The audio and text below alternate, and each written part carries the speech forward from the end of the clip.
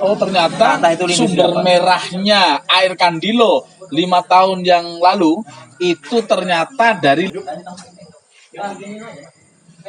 Baik, assalamualaikum warahmatullahi wabarakatuh. Salam budaya. Luar biasa sekali ya. Tetap dengan Sastrowanto. Jangan dimatikan channelnya. Justru di subscribe, like, dan komen. Serta dipencet tombol loncengnya agar kita senantiasa berkomunikasi lewat mimpi-mimpi ya. Baik teman-teman semuanya, pada malam hari ini saya akan ngobrol dengan sahabat lama saya. Ya, sudah lama bersahabat sampai sekarang masih tetap bersahabat. Karena itu adalah kesetiaan. Baik, di sini ada dua tamu saya. Yang pertama adalah Bung Mehmet atau Mas Mehmet ya. Biasa peran beliau adalah sebagai ya yang akan menjelaskan lebih detail karena saya nggak paham. Kemudian yang berikutnya adalah nah ini sahabat saya yang sudah lama baru ketemu lagi. Beliau luar biasa. Mas bisa kenalkan? Nama saya Tara Sudio. Ya. Saya di kamu. Ya, namanya Mas Dwi. Panjangnya apa ya? Dwi gitu. Dwi. Oke, baik. Kenapa Mas Dwi saya panggil di sini? Karena ada sesuatu ini yang perlu kita obrolkan. Beliau ini adalah saksi hidup bagaimana tentang alam semesta. Tentang lingkungan. Terutama adalah di lingkungan Kabupaten Pasir. Kabupaten Pasir itu sangat luas sekali. Sangat luas. Dan masih banyak sekali menyimpan sumber daya alam ya. Sumber daya manusia banyak. Ini ya.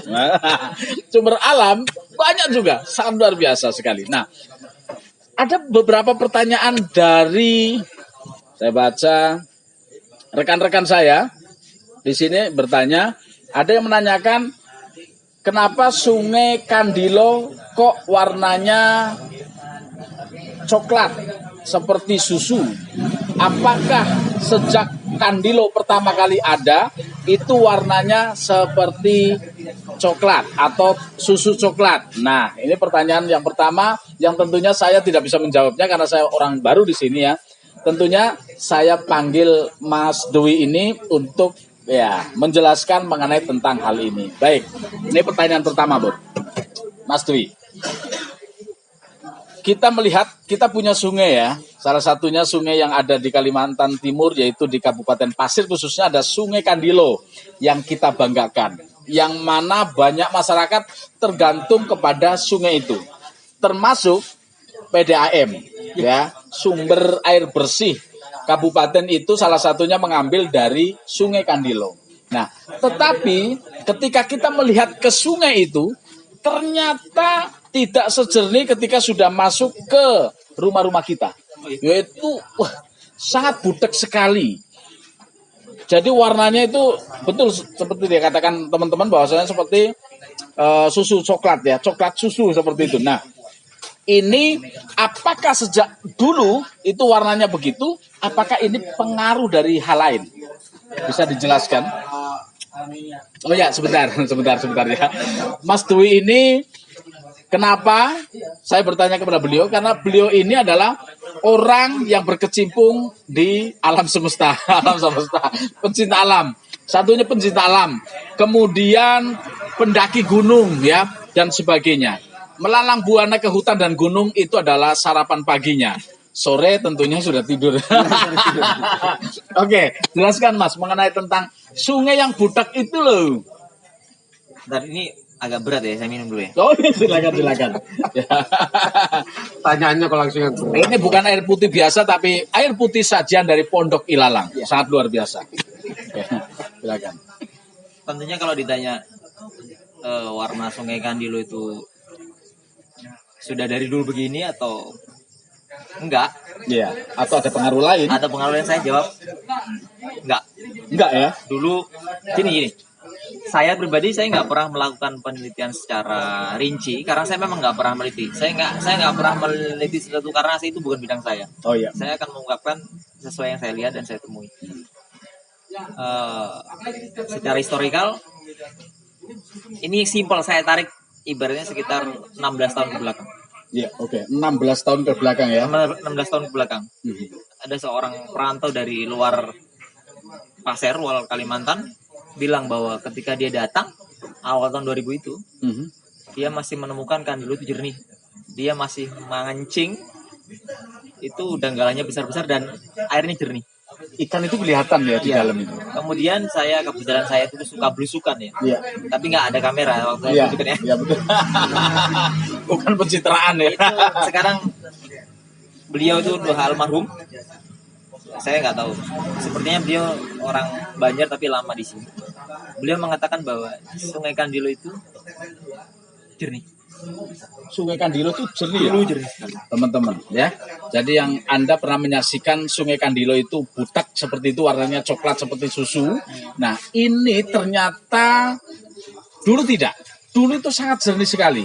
Sehingga orang mancing dapat ikan banyak dan ikannya itu kelihatan saking jernihnya air itu. Nah, sekarang butek. Pertanyaannya tadi, maka ini harus kita lanjutkan lagi. Kok kenapa bisa berubah warna yang tadinya jernih menjadi warna yang sangat butek seperti susu coklat itu loh? Susah, Mbak. Jawabnya ini sebenarnya agak susah. Agak susah ya? Saya mau Oke, jawab baik, salah susah. ngomong gitu. Atau saya pegangan kayak ini. Oke. Agak karena kalau ngomongin lingkungan nggak bisa Ya. satu sisi. Ya.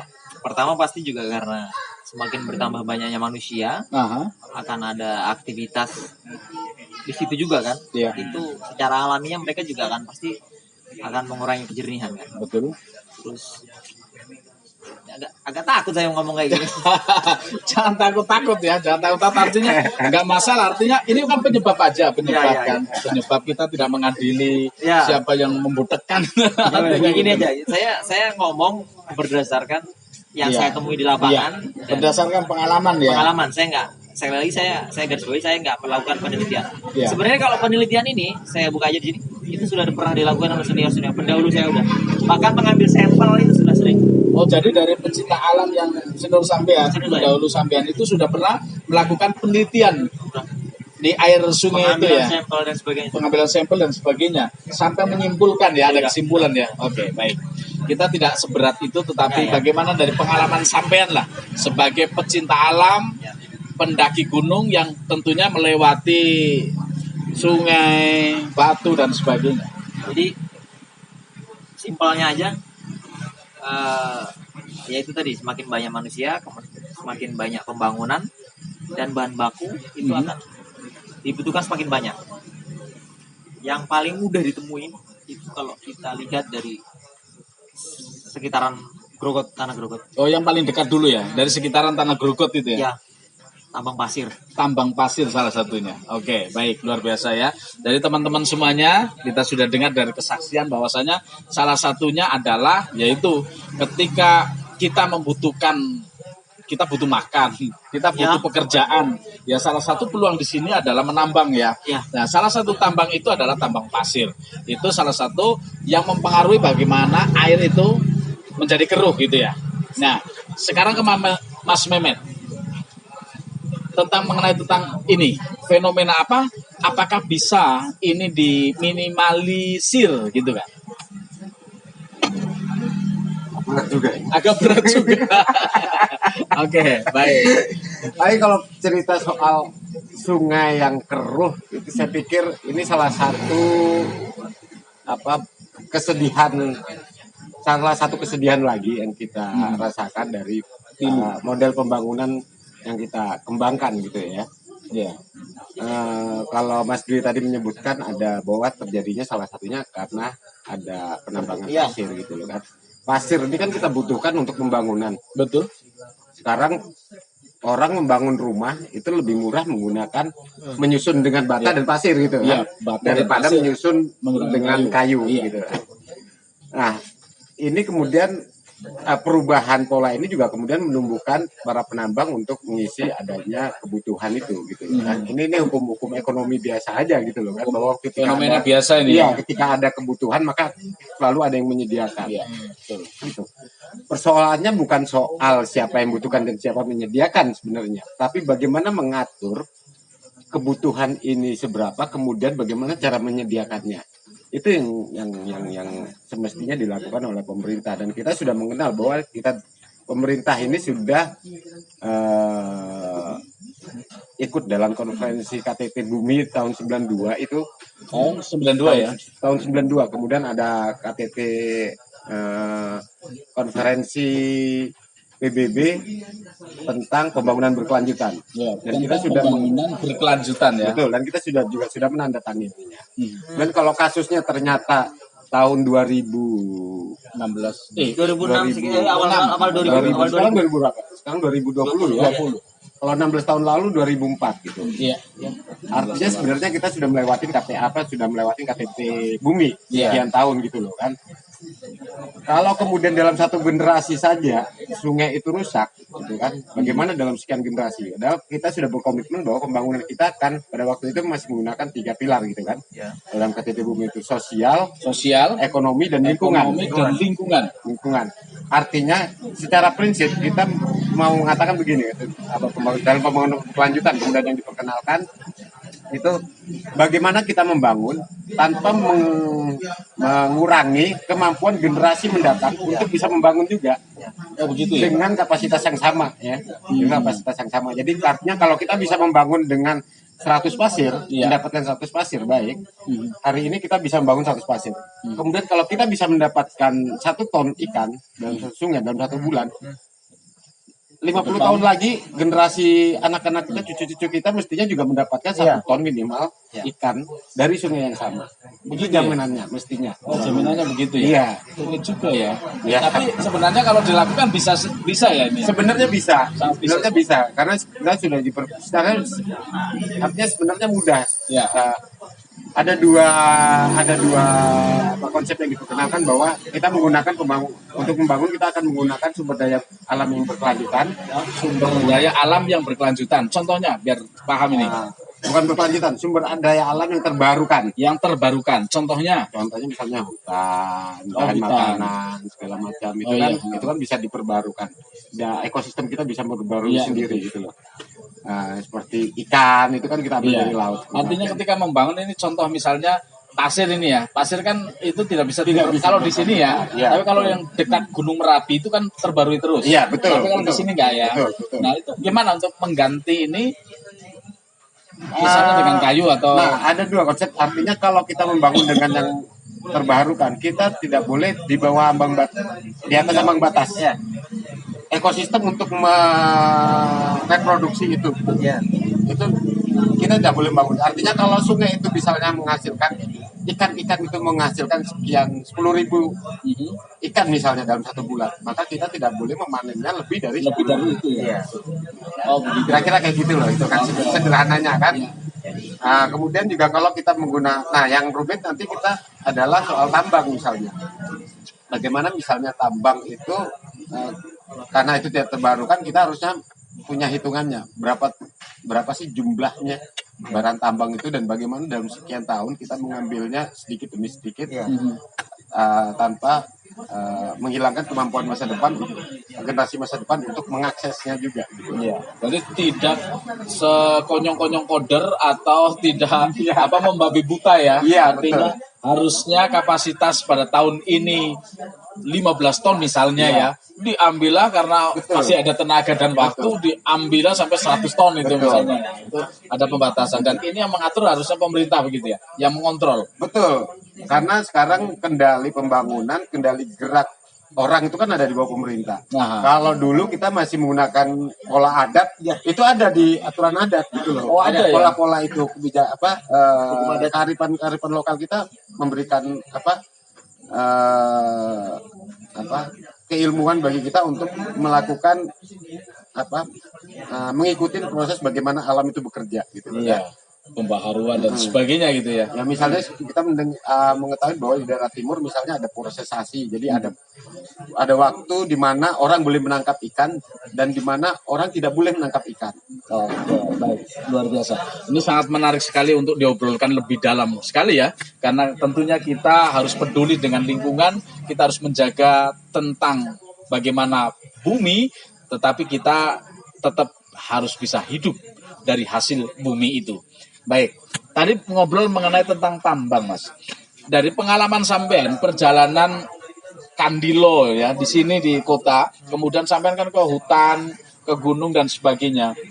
Tentunya akan melewati jalur sungai dan sesuai dengan pengalaman sampean, itu ada berapa jenis tambang yang ada di sungai itu kira-kira? Yang sampean pernah lihat? Paling mudah ya, paling simpel. Harus kayak ini yang terlihat itu ya 2. Ada 2. Ya, tadi Pasir, tambang pasir dan emas.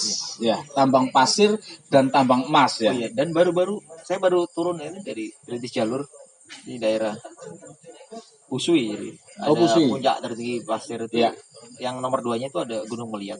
Ya, Setelah jadi Gunung Meliat. teman-teman, Mas Dewi ini barusan turun ini dari gunung atau dari hutan, ini barusan sampai ke Pondok Ilalang ini, kita wawancara ini baru saja turun, istirahat sebentar, kemudian langsung kita pengambilan gambar. Ya, jadi tadi dari mana? Mului. Gunung Meliat. Oh, Meliat, Gunung Meliat. Ya. Ya. Jadi karena saya masuk malam, saya nggak tahu kan nyebrang pakai kapal Pak Marga. Ya. Saya pikir saya udah bawa pancing karena saya juga hobi mancing. Oh ya, hobi Karena mancing. Saya Ya. pikir setelah turun, saya mancing ke sungai. Ternyata waktu saya sampai, saya kaget kok sungai keruh. Terus dari waktu saya udah dekat bawah, ada suara mesin dolphin. Jangan-jangan ada penambang lagi seperti di daerah Batu Kajang, terus di daerah Berbelengkong. Itu ternyata benar. Jadi saya tanya, ini kenapa keruh begini? Ya memang keruh katanya. Ini kan masuk aliran Kandilo juga, kata yang mengemudikan kapal. Lalu ini apa? Ini tambang pasir, sebagian sana tambang emas. Ya, gimana? Kalau gimana kita nggak perlu susah-susah. Dari hulunya aja sudah kotor. Seperti itu. Seharusnya kan memang seperti yang Mas Mehmet bilang tadi. Saya juga heran, saya nggak ngerti tentang undang-undang pertambangan ya. Tapi setidaknya kan, setahu saya kan ada setahun itu harus diambil berapa, kemudian cara penambangan seperti apa. Kalau itu kan hanya nyedot, yang saya lihat kasat mata ya. Saya nggak paham bidang ini. Nyedot kemudian dikeluarkan lagi. Jadi kan air sedotan itu kan turun lagi jatuh. Betul. Jadi ya nggak salah kalau sampai ke sini pun udah seperti itu. Kemudian belum lagi limbah industri. Yang saya pernah lihat 2000 terakhir saya lihat langsung itu 2015. 2015 ya. Kandilo ini hitam. Iya. Hitam kemerah-merahan seperti darah. Oh iya, saya pernah juga fenomena itu saya melihat juga dan kawan-kawan itu heboh Iya, sekali, iya. banyak yang selfie dan sebagainya Iya, karena iya. ternyata air Kandilo itu merah gitu kan. Itu dikiranya itu alami saja karena alam gitu kan. Ternyata kalau kesaksian sampean, pengalaman sampean, Ya itu. Ya udah saya takut ngomong nih. iya ya. Kita nggak bisa mungkir bahwa itu limbah industri. Ternyata Entah itu industri sumber apa. merahnya air Kandilo 5 tahun yang lalu itu ternyata dari limbah industri ya. Saya rasa begitu. Iya. Saya nggak berani nyebut ini itu. Oh ya. Secara Perkiraan sampean itu dari limbah industri ya. kita banyak industri kok di sini. Ya, Iya. nggak usah perlu diomongin. Iya, iya. Tapi Banyak yang industri. perlu kita nyanyakan itu diusut nggak gitu? Itu aja. Diusut nggak itu? Oh iya betul. Itu aja. Oke, baik. Kembali ke Mas Mehmet ini. Kira-kira ada kesalahan apa ini? Pemerintah kan sudah mempunyai perangkat ya untuk mengatur sistem ini. Tetapi tadi ada salah satu kebocoran yaitu ternyata ada dalam tanda kutip industri yang nakal yang limbahnya itu tidak diolah, tidak standar itu, tapi langsung dibuang ke sungai, akhirnya sungai itu menjadi tercemar. Salah satunya warna berubah. Tentunya itu mempengaruhi ekosistem yang hidup di dalamnya ya. Ada kesalahan apa sebenarnya ini? Ya kalau kita kembali lagi ini soal pembangunan berkelanjutan gitu ya, Iya. itu salah satunya. Saya pikir juga itu nggak menutup kemungkinan memang dari industri itu banyak terjadi. Kalau misalnya di Jawa itu udah Ya, kayak di Jawa Barat iya, waktu kan itu ya, Jawa Barat viral waktu itu juga, viral kan, ternyata industri. juga industri segala macam. Misalnya juga yang air apa kalau di Jakarta itu Iya. Ciliwung, Ciliwung. itu juga sebenarnya industri juga kan, faktor-faktor industri. Jadi bahwa industri ini menyebabkan kerusakan udah bukan berita baru sebenarnya. Iya.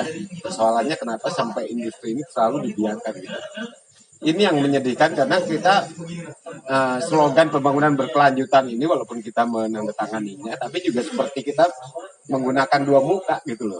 Iya. Di satu sisi kita jualan bahwa kita berhasil, terakhir katanya kita berhasil mencapai salah satu tujuan dari pembangunan berkelanjutan. Jadi ada lagi yang diakuin secara global gitu kan, namanya Sustainable Development Goals gitu kan, Iya. tujuan pembangunan berkelanjutan yang ada 17 itu kan. Kita katanya menteri, saya lupa menteri apa gitu, udah mendapat Predikat itu ya. membanggakan bahwa Indonesia sudah berhasil mengurangi salah satu memang kemiskinan gitu loh. Iya.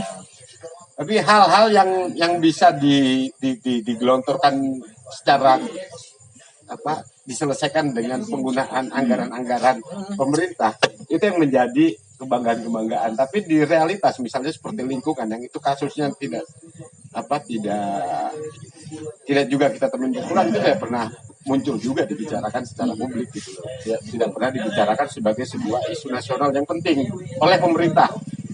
Nah, isu itu kita dapatkan dari gerakan masyarakat sipil malahan kan. Makanya kita melihat seperti dua wajah pembangunan berkelanjutan ini. Dari pemerintah kita mendapatkan cerita baiknya, tapi dari cerita masyarakat sipil gitu, organisasi masyarakat sipil ya terutama seperti WALI, segala macam itu Ternyata menemukan banyak sekali kasus-kasus di lapangan yang tidak diselesaikan seperti yang disampaikan oleh Mas Dwi gitu loh. Dan saya pikir bukan saja organisasi masyarakat sipil, teman-teman dari pencinta alam sebenarnya sering sekali menemukan hal-hal seperti itu. Mas Dwi mungkin juga menemukan hal lain selain di Sungai Kandilo gitu loh kan. Nggak tahu mungkin di hutan, di pantai, di mana itu. Saya pikir kalau Mas Dwi ini kan sering berkelana, pasti punya banyak pengalaman melihat kerusakan-kerusakan hutan itu sebenarnya. Jadi di lapangan hal itu ternyata masih berlangsung. Padahal itu yang penting dari pembangunan berkelanjutan itu. Iya. Isu utamanya adalah isu lingkungan sebenarnya. Ya, jadi sangat kita prihatin ya dengan peristiwa ini. Bagaimana kita sepakat di dalam tingkat dunia bahwasannya kita harus ramah dengan lingkungan ya, ramah dengan lingkungan, pembangunan berkelanjutan ya, yang mana kita juga peduli dengan generasi kita. Ternyata di lapangan itu menemukan. Sementara dari tingkat pemerintah itu mengakui bahwasannya berhasil, tetapi banyak fenomena atau kejadian atau kenyataan ya yang ditemukan oleh masyarakat sipil justru dari pecinta-pecinta alam maupun dari walhi ya, bahwasanya banyak temuan-temuan yang sangat menyedihkan sekali. Dan semoga nanti pemerintah bisa ini menjadi salah satu evaluasi agar tidak hanya mengandalkan dari laporan yang baik saja, tetapi secara real bagaimana temuan di lapangan itu seperti itu ya. Ini menyedihkan sekali. Ini tadi berbicara mengenai tentang sungai. Mas Dewi tidak hanya melewati sungai, tentunya hutan, gunung gitu kan, itu tentunya dilewati. Nah, di Kalimantan ini masih cukup ada yang dibanggakan. Salah satunya itu adalah hutan. Tidak hanya kita orang Kalimantan, tetapi Indonesia. Dan justru tidak hanya Indonesia, tetapi dunia itu menyerahkan salah satunya hutan di Kalimantan ini, harapannya sebagai paru-paru dunia ya, sebagai paru-paru dunia. Ini membanggakan bagi kita. Dan saya seorang awam itu melihat bahwasanya hutan di Kalimantan ini masih sangat banyak, luas, rimbun dan luar biasa. Tetapi saya akan bertanya kepada Mas Dwi ya, pengalamannya Mas Dwi masuk di hutan. apakah seperti bayangan orang atau saya yang tidak tahu tentang hutan, bahwasanya pohon-pohon yang sangat besar itu masih banyak ditemukan dan terjaga dengan baik. Kemudian pohon-pohon langka juga seperti ulin itu masih tersimpan banyak di hutan. Nah ini bagaimana menurut dari pengalaman sampean masuk ke dalam hutan? Ya, pertama saya ini hutan itu paru-paru dunia. Iya, hutan adalah paru-paru dunia. Saya tegasin lagi, hutan itu paru-paru kita gitu. Hutan paru-paru Ya, kita. paru-paru kita di hutan. Gitu. Oh iya betul ya. Hutan itu paru-paru kita. Ngapain dunia? Jangan jangan memandang ke dunia luar ya. Sepertinya kok orang luar yang punya paru-paru kita loh ya. Punya kita paru-paru kita. Oke, baik. Kalau dibilang banyak, ya banyak. Sisa-sisa itu, tapi Sisa-sisa ini menarik sekali saya mendengar sisa-sisa ini menarik sekali. Maksudnya apa nih sampean bilang sisa-sisa itu loh? Ada banyak kayu besar sisa-sisa. Nah ini ya silakan. salah satunya mungkin yang masih bisa dibilang banyak ya. Banyak itu dalam mungkin satu kawasan hutan adat itu banyak. Iya. Tapi kalau dibilang dalam skala kabupaten ya sedikit. Oh, Apalagi gitu ya. dalam skala provinsi. Gitu. Saya juga nggak pernah sedetail menjelajah setiap jengkal tanah Kalimantan ya. Ya simpel aja kita ngomongin pasir aja lah. Ya. Itu kerusakan hutan itu dalam hitungan bulan itu menyedihkan sekali. Kerusakan hutan dalam hitungan bulan Acara saja. Mas Wanto yang waktu pesta internasional itu Oh iya. tahun berapa? Komik kita tahun 2014. 2014. Kan saya tampilkan di situ tentang foto-foto ibaratnya ini bulan April, ini belum sampai bulan September. Ya, itu sangat menyedihkan sekali. Jadi teman-teman, saya pernah membuat event yaitu di tahun 2014 kita menampilkan seni budaya Kabupaten Pasir yang mana itu tingkatnya internasional, dan dari Mas Dewi dan kawan-kawan pecinta alam ini memajang hasil foto ya, hasil foto laporan bahwasanya perkembangan hutan setiap bulan itu sangat menyedihkan sekali. Saya lihat sangat menyedihkan sekali. Luar biasa. Lanjut, Mas. Jadi pertama ini juga agak sebenarnya kalau kita bahas tema kita dari awal tuh lingkungan tuh danger, udah bener-bener danger. Karena kita konflik kanan kiri. Iya, betul. Ibaratnya kita ya udah atas bawah kita kena sebenarnya kalau ngomongin. Simpelnya aja di daerah wisata Doyam Seriam itu kan bukan perusahaan yang buka, itu warga. Yeah. Walaupun itu sudah ada putusan bahwa itu taman keanekaragaman hayati. Kalau warga sendiri yang buka mau apa? Susah kan? Iya, betul. Kemudian ada juga pembukaan yang dilakukan oleh korporasi. Oh Ya iya. itu udah kayak kita omongin itu agak berat. Iya, betul. Kemudian illegal logging. Ujung-ujungnya ke perut. Iya, betul. Ini saya ceritanya yang baru-baru ya, yang masih hangat ya. Ya, yang baru terjadi nih Yang ya. baru terjadi yang baru saya temuin yang itu sekitar kalau orang normal, maksudnya orang biasa nggak biasa naik gunung itu mungkin 5 jam sampai spot itu naik tanjakan naik gunung. Itu ada karena kebetulan jalur naik kami itu bersinggungan dengan jalur illegal logging. Iya, betul. Jadi mereka nurunkan kayu itu. Banyak kayu besar yang ukurannya mungkin diameternya mungkin kalau 3 orang dewasa itu baru tembus paling minimal. Besar ya. Mereka tebang, mereka buat semacam balok dan sebagainya. Kemudian banyak yang ditinggal. Itu menyedihkan sekali karena mereka nggak bisa bawa turun. Iya, karena ketatnya pengawasan, aturan dan sebagainya, mereka takut ya. Enggak, bukan itu. Oh, bukan itu. Kenapa itu? Karena medannya Oh, yang paling menyedihkan. ini komedi nih ya. Artinya Yang paling kan sudah tahu itu. Itu udah susah naiknya susah. Naik bawa diri aja buat susah. ya. Tapi tetap mereka buat Iya. dan nggak bisa bawa turun. Itu kan menyedihkan. Jadi kalau ditanya masih banyak nggak, masih. Kalau dalam skala desa masih. Dalam skala hutan adat masih ada karena seperti hutan Gunung Lumut saya bersyukur itu jadi hutan adat gitu. Jadi nggak ada yang berani itu gitu. Iya, betul ya. Tapi kalau yang lain itu di dekat Batu Kaca kasarnya juga nggak lama saya yakin nggak lama, bentar lagi. Iya, baik. Jadi ternyata pengalaman dari Mas Dwi yang baru saja turun dari hutan ini ternyata terjadi tragedi komedi atau komedi tragedi. Yang saya kira ini ternyata lepas. Yang saya kira mereka tidak bisa turun itu karena ketika mereka menebang hutan kemudian menjadikan balok-balok, Iya. mereka tidak berani untuk mengeluarkan. Saya kira karena pengawasan yang ketat, penjagaan yang ketat sehingga dia takut. Ternyata karena medan. Ternyata karena medan. Nah, ini sangat menarik sekali. Mas Mehmet, kalau ini terus terjadi, kira-kira 10 atau 20 tahun yang akan datang, bagaimana dengan hutan kita?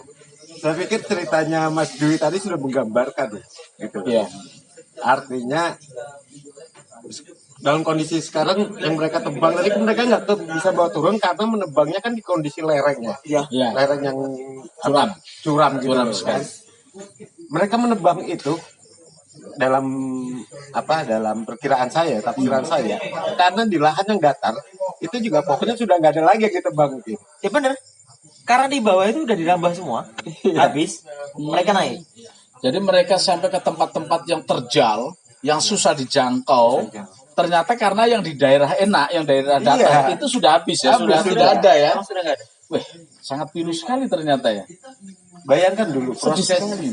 proses itu, Mas Wato, menggambarkan dua hal gitu loh. Satu, hutan kita rusak sudah. Yang kedua, SDM kita sudah nggak naik kapasitasnya. Ya. Saya setuju. Artinya ketika orang jadi penebang, seumur hidup dia akan jadi penebang. Ya. Dia tidak akan beralih ke tempat ke profesi yang lain. Iya. Dan ternyata saya kurang tahu ya, saya nggak ngikutin ini ya perkembangan mereka. Mungkin Mas Dwi bisa cerita nanti bagaimana ekonomi mereka. Gitu. Karena dulu kan ketika di daerah dataran yang enak ditebang itu kan juga banyak pohonnya kan. Iya, banyak. Dan itu kan mudah sekali dijual pada waktu itu. Kita tahu lah kalau proses gila-gilaan tebang-tebangan gitu tahun 80 tahun kita orde baru gitu kan mungkin juga sampai orde reformasi juga masih berlangsung gitu loh kan. Proses penebangan hutan bisnis kayu ini kan kemudian juga menggerakkan ekonomi di lokal, tapi saya dengar juga itu tidak memberikan manfaat besar juga bagi keluarga penebang gitu loh. Artinya proses penebangan ini tidak membuat pemerataan ekonomi. Mungkin kalau misalnya mereka diberikan keterampilan yang lain untuk mengelola hutan tapi di bidang lain bukan untuk menebang ya. Iya. Entah itu di sana bagaimana memanen hasil hutan bukan kayunya dan juga aneka hayati lah di sana itu banyak itu bisa nggak sih kira-kira? Jelas bisa lah. Bisa ya? Setiap manusia kan bisa dididik Waswanto kan. Iya betul. Dan saya pikir sebenarnya nggak tahu itu kalau di masyarakat adat kita kan sebenarnya memang pola hidupnya sebenarnya menghargai hutan kan, menghargai alam kan. Jadi kemampuan itu sebenarnya sudah ada ya. Jadi nggak usah capek-capek kita membuat pelatihan gitu ya. Mereka sudah ada. Nggak perlu lagi ada pelatihan memanen madu misalnya. Mereka juga udah punya kebiasaan mereka ya. Iya. Terus apa yang salah ini? Saya pikir memang paradigma pembangunan kita yang terlalu masif, pengen cepat maju. Saya pikir ya. Jadi kita pengen mengejar apa yang dikatakan modernitas pada waktu dahulu gitu loh kan, bahwa pembangunan ketika orang berhasil misalnya saya harus punya rumah bertingkat misalnya begitu kan, ya kira-kira seperti itulah pembangunan kita kan. Bagaimana supaya kelihatan keren, ibu kota harus kelihatan mewah gitu. Itu kan juga ini pandangan keliru ya. Betul. Dan saya pikir juga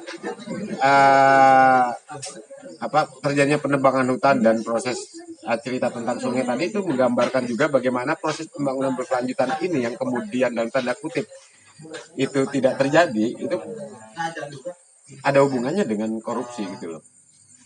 Begitu ya. Jadi teman-teman, kita patut untuk bersedih mengenai tentang hutan kita yang kita banggakan untuk menjaga paru-paru kita, yang mana Banyak orang menitipkan kepada kita juga bagaimana tentang hutan di Kalimantan, tetapi tidak seperti yang teman-teman bayangkan. Mulai dari air, kemudian pepohonan dan sebagainya, hutan banyak yang sudah tidak bisa diharapkan. Kayu-kayu besar sudah tidak ada. Masih ada yang tersisa, tetapi di daerah-daerah yang agak susah terjangkau. Bayangkan saja, sampai saat ini masih terjadi seperti itu. Ini peristiwa yang menyedihkan dan mengerikan sekali, yang tentunya kita bersama patut kita memikirkan bagaimana agar supaya hutan kita bisa lestari, bisa kita jaga sehingga sampai anak cucu kita juga mampu untuk menyerap hasilnya, sama seperti kita. Ini perlu sekali. Salah satunya tadi dari Mas Mehmet mempunyai pandangan bahwasanya pola pembangunan yang salah kaprah, yang mana kebanyakan kita akan bangga sebuah kesuksesan diukur dari materialistis. Bagaimana kita punya rumah yang bertingkat, rumah yang besar, itu adalah sebuah kesuksesan.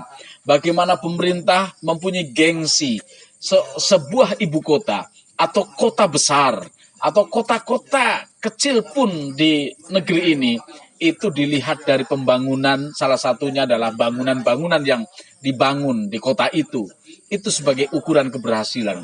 Tetapi bukan mengukur dari mana keberhasilan itu, kesuksesan itu, kemajuan itu dari bagaimana pola pikir manusia yang hidup di situ, gitu ya.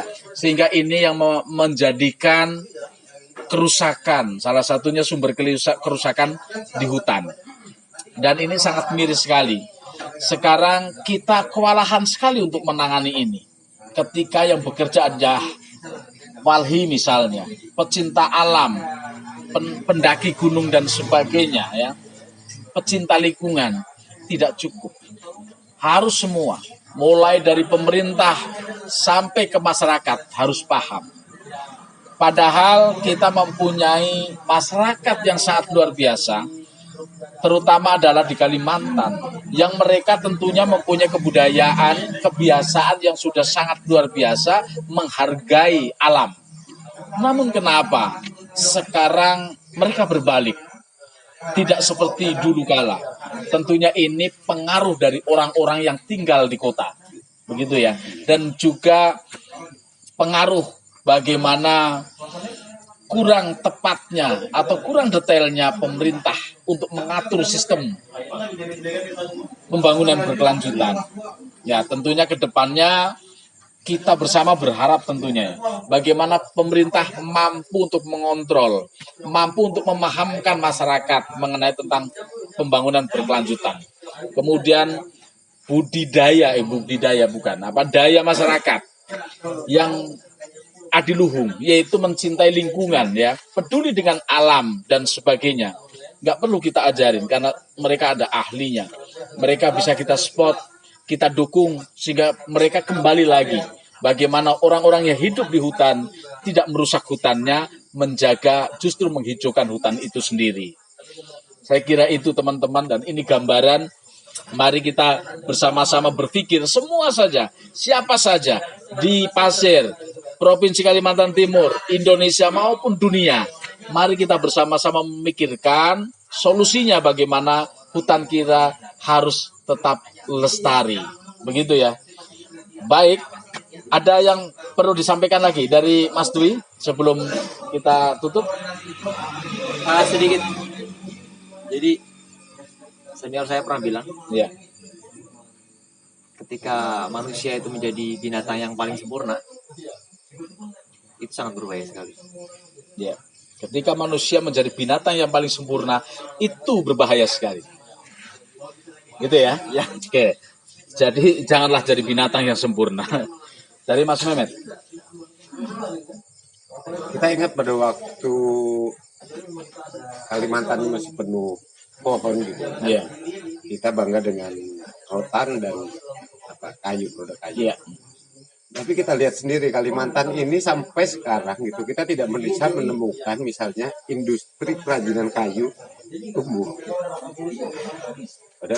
Padahal sampai sekarang ketika hutan sudah habis berapa kayunya yang dibawa gitu loh. Iya. Tapi ternyata itu tidak membuat skill orang Kalimantan meningkat dalam pengelolaan kayu. Ya, produksi kayu. Demikian juga dengan rotan. Ketika rotan dihasilkan dan sekarang sudah semakin berkurang karena rotan kan tumbuhnya menjalar di pohon-pohon kan. Iya. Ini kan sebagai media tumbuhnya. Sampai kemudian rotan itu sekarang produksinya menurun pun kita tidak melihat ada industri rotan di Kalimantan kecuali rotan dijual ke Jawa. Iya. Jadi kita lihat bahwa kursi rotan yang bagus-bagus itu produksinya ada di Jawa gitu loh. Tidak di sini ya. Tidak di Padahal sini. di sini sumber ya. Iya, jadi sumber daya alam yang dikeruk dari Kalimantan ini tidak membawa peningkatan kualitas pada SDM-nya. Itu satu yang pertama. Saya pikir itu yang perlu diperbaiki dalam paradigma pembangunan. Yang kedua adalah tadi saya bilang bahwa korupsi. Artinya kita tidak melihat lagi korupsi bahwa hanya sekedar uang yang kemudian ditelep. Iya. Yang dalam KPK itu digambarkan dengan Iya, penangkapan itu dijembrengin sekali vulgar sekali Iya. gitu. Tetapi Saya pikir masyarakat juga perlu melihat bahwa korupsi ini soal kerusakan mental. Gitu loh. Bagaimana kemudian kebijakan itu diperjualbelikan, jabatan-jabatan itu dipermainkan dan martabat para pengambil kebijakannya juga menjadi hilang. Saya pikir ini yang perlu disadarkan dan kita akuin bahwa kerusakan mental kita sedang parah. Gitu. Karena korupsi kita kan nggak turun-turun, karena itu sebenarnya kerusakan mental kita sudah parah dan kita mesti mengakuin itu dan melakukan perbaikan. Kita seperti kata presiden kita bahwa kita mesti ada revolusi mental. Mari kita dibuktikan. ya, betul. Baik. Jadi teman-teman itu yang disampaikan oleh Mas Mehmet ya. Jadi bahwasannya bagaimana pola pembangunan berkelanjutan itu harus dievaluasi. Salah satunya adalah Kalimantan Timur, yaitu khususnya di Pasir. Ternyata yang mana notabene penghasil hutan, salah satunya adalah rotan, tetapi masyarakat di sini sendiri justru tidak dibentuk bagaimana mereka bisa membudidayakan atau bisa untuk mengembangkan rotan itu menjadi produksi ya, seperti kerajinan-kerajinan dan sebagainya ya, justru di tempat lain. Ini yang perlu dievaluasi. Kemudian yang kedua, bagaimana korupsi tidak hanya masalah uang yang ditilep, tetapi masalah korupsi adalah mental ya. Dan itu menular, Pak. Dan itu adalah menular, laten ya. Itu adalah menular ya. Bagaimana mental ketika sudah rusak, dimanapun dia bekerja itu pasti akan merusak sistem dari di situ ya. Bagaimana jual beli kebijakan dan sebagainya, ini tentunya menjadi penyebab segala kehancuran di dunia ini. Dengan demikian teman-teman semuanya, bersama kita harus evaluasi diri. Yang pertama, diri kita. Kita harus sadar bahwasanya hutan itu adalah paru-paru kita. Kita harus sadar bahwasanya mental kita harus dijaga dan dipelihara supaya tidak rusak dan sampai akhirnya nanti akan merusak segalanya. Dan yang berikutnya adalah bersama-sama kita kawal hutan ini bagaimana supaya agar bisa bertahan dan bisa kita lestarikan dan kita hijaukan bersama-sama. Semoga Kalimantan Timur khususnya Kabupaten Pasir bisa dibanggakan yang akan mampu menjadi garda depan untuk melindungi hutan. Apalagi masyarakatnya yang masih dekat dengan alam, mereka adalah garda yang paling terdepan untuk melindungi hutan.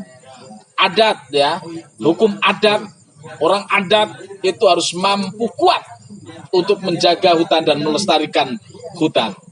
Baik, itu saja sekian. Wassalamualaikum warahmatullahi wabarakatuh. Salam budaya. Salam. Salam lestari. Salam lestari.